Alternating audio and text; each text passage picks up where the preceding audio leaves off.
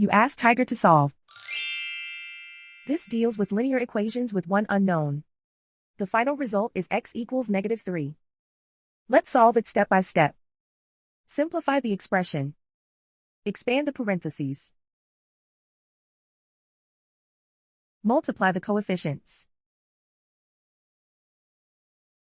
Simplify the arithmetic. Group all constants on the right side of the equation. Add 6 to both sides. Simplify the arithmetic.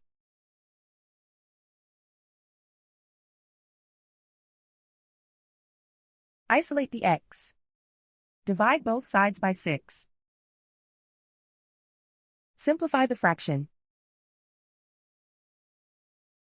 Find the greatest common factor of the numerator and denominator. Factor out and cancel the greatest common factor. And so the final result is x equals -3.